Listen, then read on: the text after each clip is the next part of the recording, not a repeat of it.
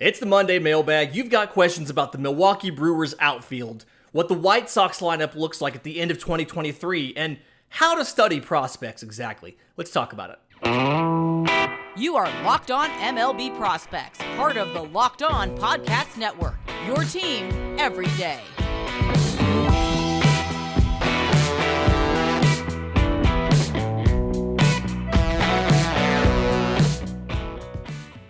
Yes, welcome on in to Locked On MLB Prospects, your home for all things minor league baseball. I'm your host, Lindsey Crosby, baseball writer and podcaster. Thank you for making this your first listen every single day. And as we do every Monday, this entire episode is made out of questions from you, the listeners. Reminder, if you have questions for the Monday mailbag, I'm on Twitter at Crosby Baseball, show's on Twitter at Locked On Farm, or you can email us, lockedonmlbprospects@gmail.com. First one comes from Helmut on Twitter. Interesting question here. I really kind of like this. What does Milwaukee do in the outfield after the Hunter Renfroe trade? And does Esteury Ruiz finally get a shot? So, quick recap. Hunter Renfroe goes to the Angels for 3 mid-level pitching prospects. We'll get to them a little bit later. But in the meantime, Milwaukee's got a ton of outfielders now. Like, even with moving Hunter Renfroe. And when I say a ton of outfielders, I don't necessarily mean on the 40-man roster. The 40-man roster is Christian Yelich, Garrett Mitchell, who was promoted last year, Esteury Ruiz, who was promoted last year, and Tyrone Taylor. Like, that's it as of right now. But they also just recently signed Blake Perkins, a career minor leaguer. They signed him to a major league deal, a little bit surprisingly. 2015 second rounder from the Nationals. And then the top of the farm system has a bunch of outfielders. So the way I kind of see this shaking down to open the season is Blake Perkins is your 4th outfielder. He hasn't actually debuted in the big leagues yet. He was drafted in 2015 in the second round by the Nationals, but he spent time with a couple different organizations. He's been with the Nationals, he's been with the Yankees, the Royals, and glove first player, plus defender in center field, above average arm. Offensively, he's just a little bit limited. His career minor league numbers over like 600 something games. He's 25 years old.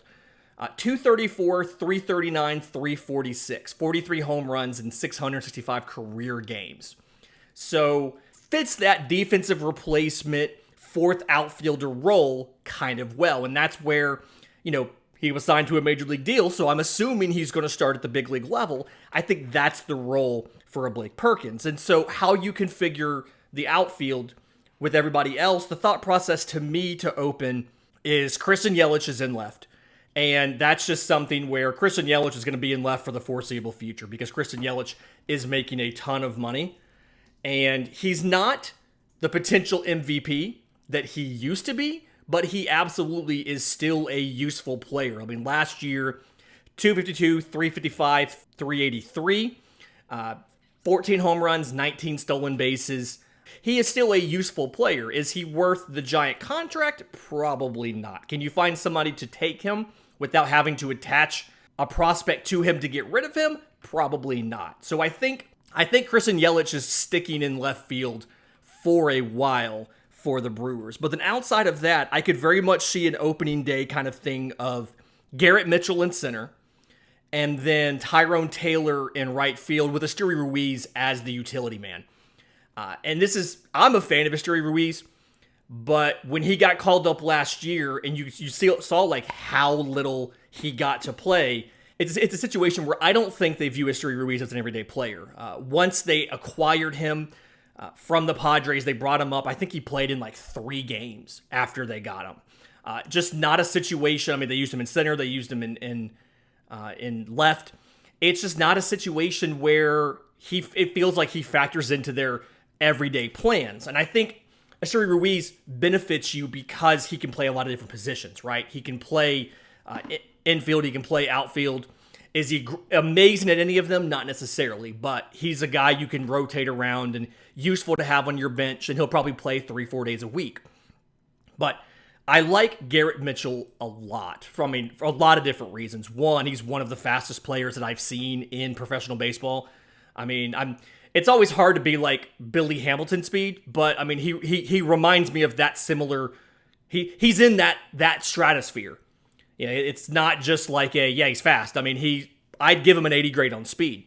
Above average defense, plus, if not plus defense, plus arm, really good range. And then this year, when Garrett Mitchell was up, he got just about a month in. 28 games, he batted 311, 373, 459. 2 home runs, 5 extra base hits. Wasn't all perfect. He struck out 28 times to 6 walks, but was 8th rate on stolen bases. Really showed the speed, really showed what he could do athletically. Very good athlete. And so I think at least to open the season, he's your everyday center fielder.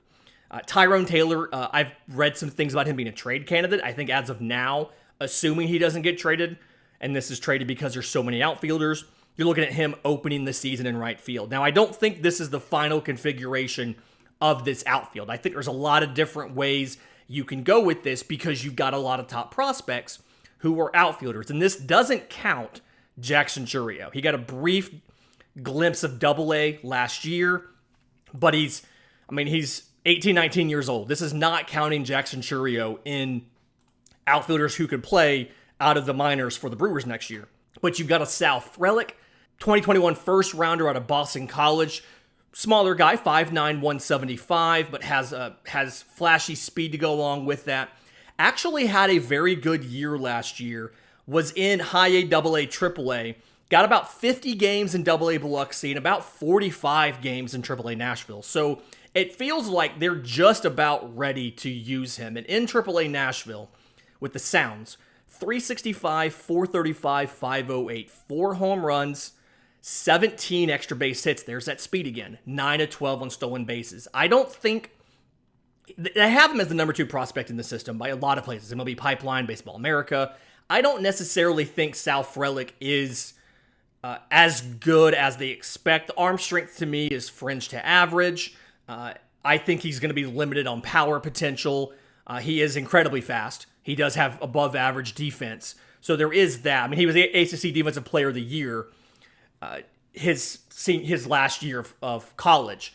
And so good defender, but I don't think the ceiling is as high on Sal Frelick as a lot of other prospect evaluators do. I do think that they would rather have him in center and Mitchell in right than have Mitchell in center and Frelick in right. If you're going to take a center fielder, they're going to use the guy with less power, and I think that's going to be Frelick, despite him having a 500 slugging in Nashville. I do think that he is a candidate if you're going to move one of these top prospect outfielders, knowing that you have Chourio coming up behind you.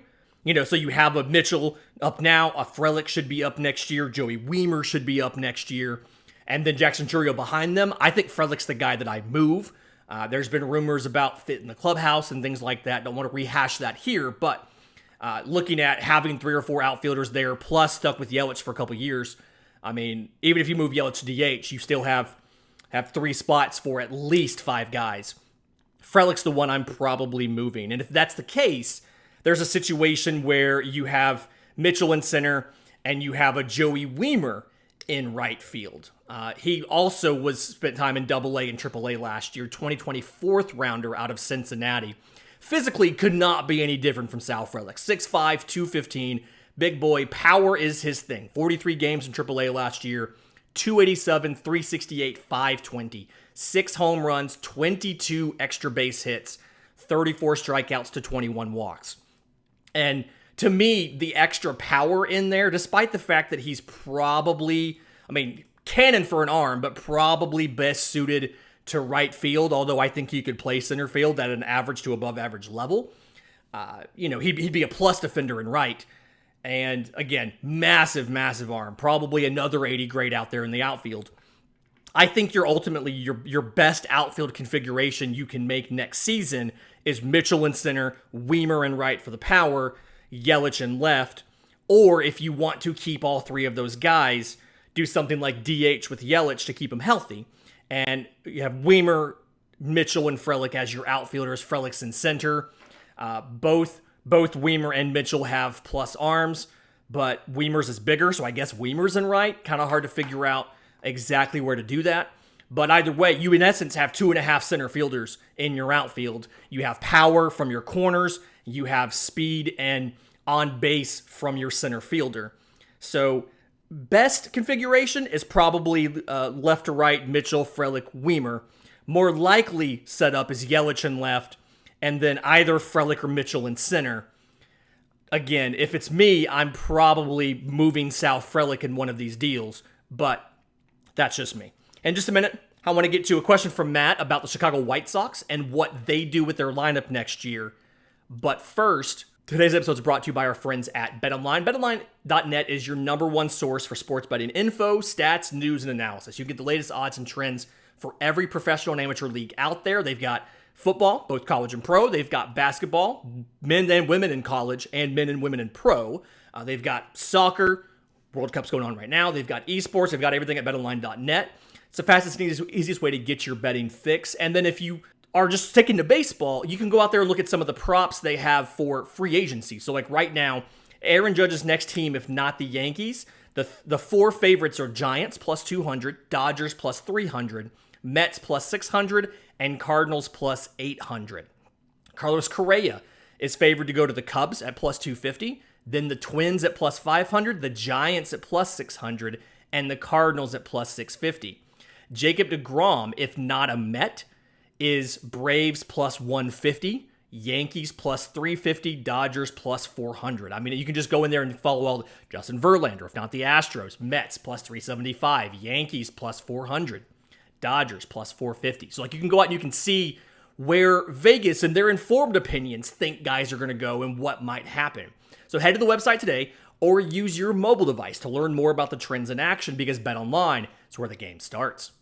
Okay, so a question from Matt on Twitter. What does the White Sox lineup look like by the end of 2023? I think it's a very good question. There's a lot of things you can do here, and I think the best option for the White Sox when it comes to working on their lineup is throwing some money at it. Internally, there's not a ton of options for no doubt slam dunk upgrades out of the farm system. So Adam Engel is leaving. AJ Pollock is leaving. Both of these guys have, they're 30 or above, and they're either not being provided the contract or they've declined the option and they're going to free agency. And then combine that with Andrew Vaughn. They have decided and admitted that, okay, yes, Andrew Vaughn is a first baseman. Andrew Vaughn is really out of position as an outfielder. Defensively, he was not great in the outfield. I did read something, a fan blog the other day that said he was the worst defensive outfielder in the sport. Feels a little harsh, but he wasn't great defensively. So they are moving him full-time to first base. And then Eloy Jimenez has been in the corner, but he profiles better as a DH. He closed the year out last year DH, and I feel like more than playing in left field. And so if you look at the lineup and kind of the things that are set right now, Luis Robert set in center field. Okay. Jimenez, either left field or DH. Catcher, Yasmani Grandal, that feels like it's pretty set. Third base, Juan Moncada, feels like that's pretty set. Shortstop, Tim Anderson, that's pretty set. Andrew Vaughn at first base, you're set there. So you're looking at second base, right field, and then to a lesser extent, left field. I do think you have an option internally for right field. It's a guy we've talked about before, Oscar Colas. I hope I'm pronouncing his name right. But came over from Cuba, and last year spent time in high A, double A, and briefly in triple A. 314, 371, 524. 23 home runs, 51 extra base hits, 120 strikeouts to 38 walks. So, still has a little bit of swing and miss and issues there. And part of it is because he wasn't getting tested against age-appropriate pitching before he debuted stateside and when he was playing for Cuba and for Japan when he was younger. So he's done some physical transformations, improved his body, had a good year, and I think that he's going to settle in as the right fielder. Plus arm, average to above average hitter, but plus power potential. Can absolutely crush a ball. And so, and they're not opposed to him starting the year in right field. The general manager, because Han said, I don't think opening day is necessarily too much of an ask. Obviously, there'll be offseason check-ins as well. We'll see where the progress is, but he impressed us last year and is on a real good trajectory to contribute in a meaningful way as soon as next year. So I absolutely think that your option there is you're going to promote him. Now, left field, this is where I think a free agent needs to come in. It probably should be a lefty you can bring in to play left field, or bring in someone to play center and move Luis Robert to left field. So thought process for me, I don't think Aaron Judge is going to happen. That's just that the money's not going to happen. Brandon Nimmo, money's not going to happen there. I don't think they're going to want to get into a bidding war for a guy like a Cody Bellinger.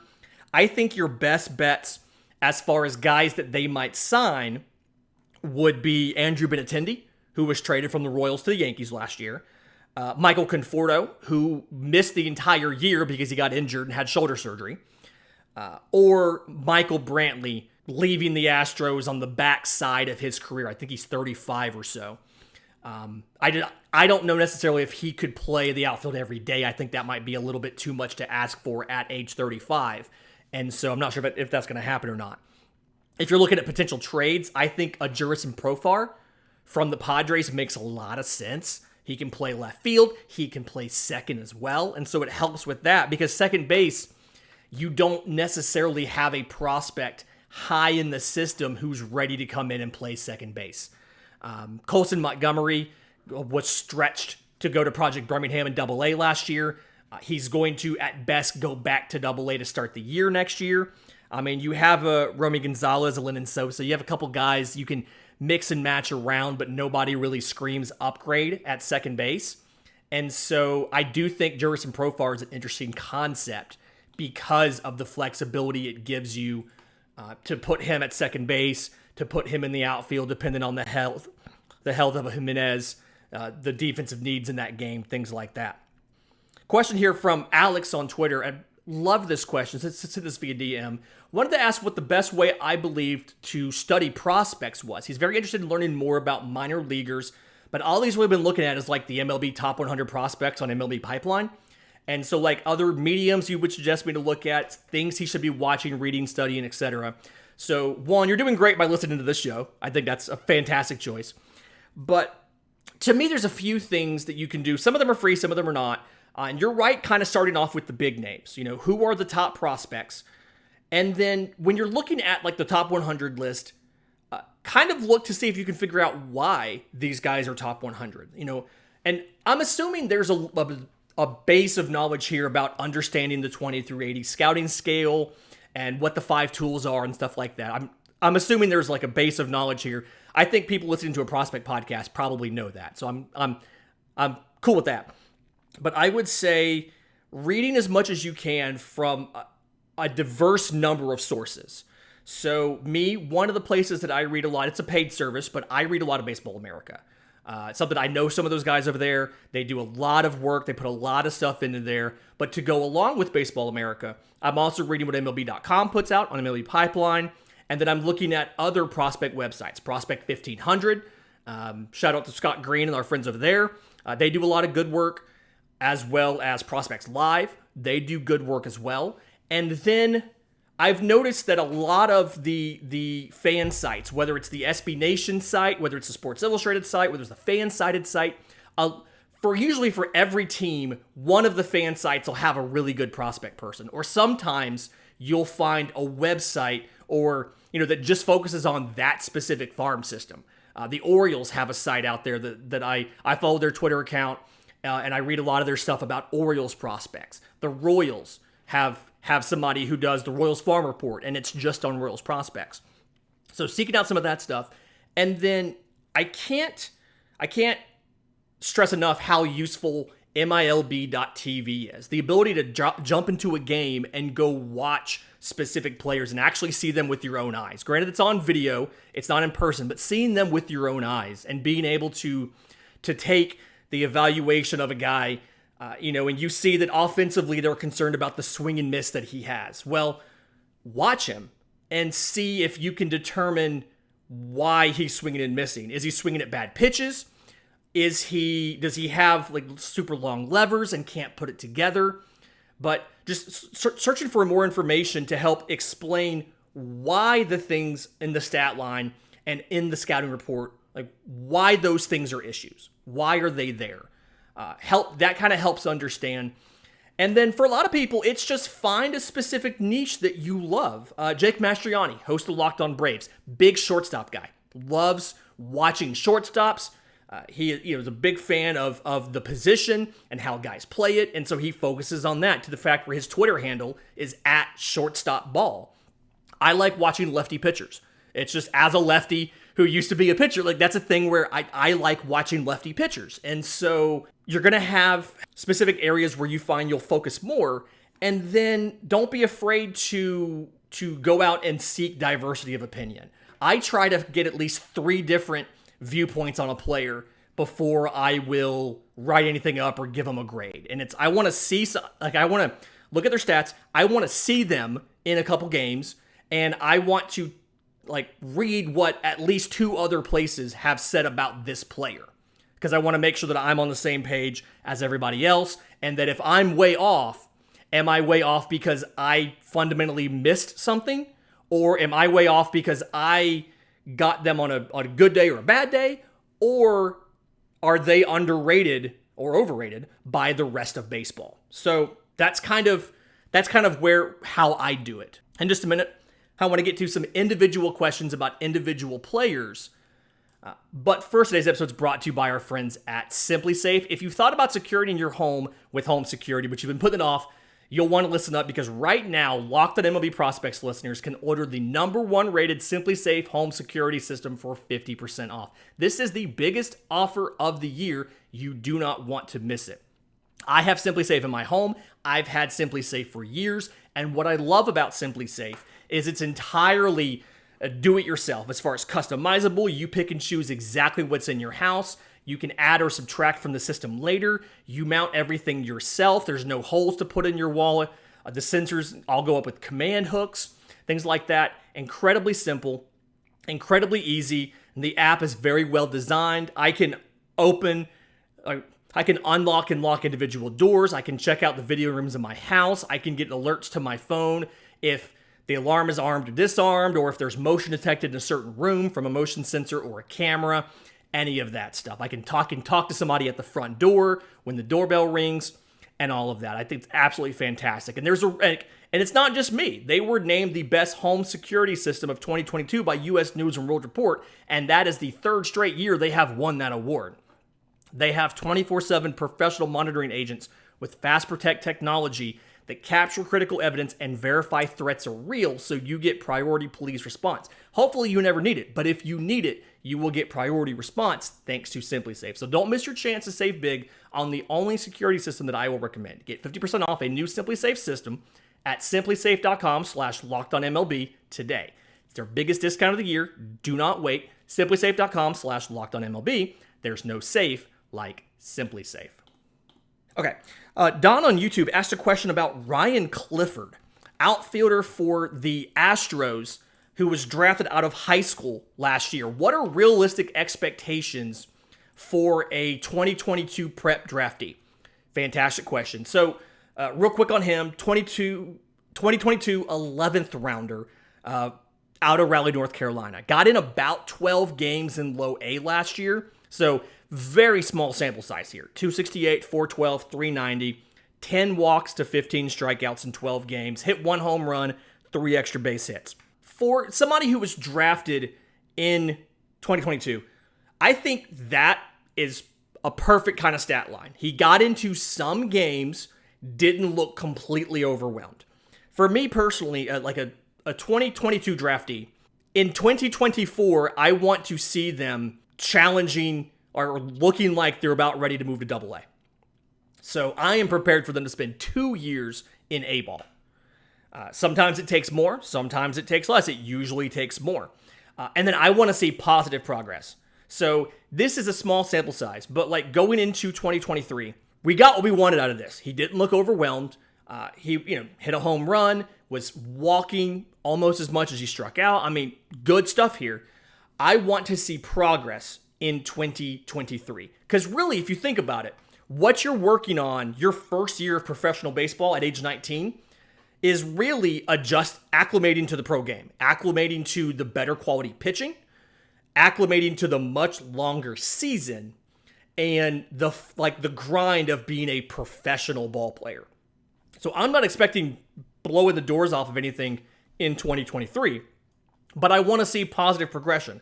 For a young player like that, I'll typically look month to month, and I want to see, as we get later into the season, is he getting better as far as, pitches seen per at bat? Is his strikeout rate and walk rate, what are they doing? What's his power doing?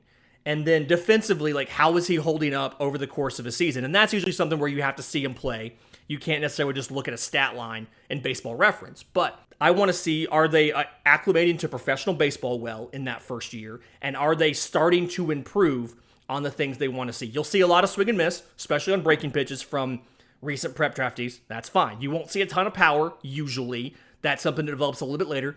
That's fine. But I want to see physically, how are they developing? How are they holding up to the grind? And I want to see progress on a lot of those, a lot of the things like plate discipline, walk rate that we're looking for to figure out where they're going to be as a finished product. Jake on Twitter, a couple interesting questions here. First one, talking about college hitters. He asked about Matt McLain and Tyler Black, and two prospects that have kind of gone different directions since they got drafted. So Matt McLain, 2021 first rounder out of UCLA by the Reds. Started off as fourth or fifth prospect in the system, fell back to about seventh or eighth. Just spent some time in the Arizona Fall League, but 103 games in Double-A this year, 232, 363, 453, 17 home runs, 43 extra base hits, 70 walks to 127 strikeouts in 103 games, 27 of 30 on stolen bases. Watching him, I didn't necessarily love his at-bats in Chattanooga or in the Arizona Fall League. It still doesn't seem to be entirely comfortable at the plate. And I question where the eventual power is going to end up, but I do notice he seems to have a significant struggle when it comes to power against lefties. 17 home runs last year, 14 of them, 330 appearances against righties, 3 home runs, and 122 at-bats against lefties. And so I'm already worried about the power ceiling, but doubly so I'm worried about the platoon issues for a lefty. He can hit fine, but the power production isn't necessarily there. And then the defense, I think, is only kind of just average. He's at shortstop now. I don't think he'll be at a shortstop at the big league level simply because there are better defenders than him. I could see him being moved to second base. He has some experience in college playing center field. I could see a possible move like that as well for the Reds, depending on where Elly De La Cruz moves, whether they try to put him in center field to take advantage of that arm or they keep him in the infield. Tyler Black, by comparison, was drafted by the Brewers, 2021 first rounder supplemental out of Wright State, 64 games in high A last year, 281, 406, 424, 4 home runs, 21 extra base hits, 45 walks to 44 strikeouts, and 13 and 19 on stolen bases. I think he's going to be the goal here is to get to average defensively at second base. He's going to be an offensive first hitter or offensive first player, and I think he'll be a better on base guy than a power guy. Speed is average to above average, but he can still get to a ball and get it out. Something thrown down or in. He does well with pitches both down in the zone and in on his body. I've noticed that seems to be a strength there of Tyler Black's. And then again, the goal is to get to average on defense. I think if he does that, you could see him probably a 24 guy. He spent 64 games at high A. I think he accomplished everything he needs to. He feels like a guy who would open at Double-A next year. And then from there, you're looking at, if he spends 23 in Double-A with a brief Triple-A cameo, then he challenges for a starting job out of spring training in 24. If he doesn't get it, goes to Triple-A, plays in Triple-A, and comes up later that year. Kind of where he feels like to me. Reminder, if you have questions for the show, I'm on Twitter at Crosby Baseball. Show's on Twitter at LockedOnFarm, or you can email us, lockedonmlbprospects@gmail.com. Until tomorrow's show, this has been Locked on MLB Prospects.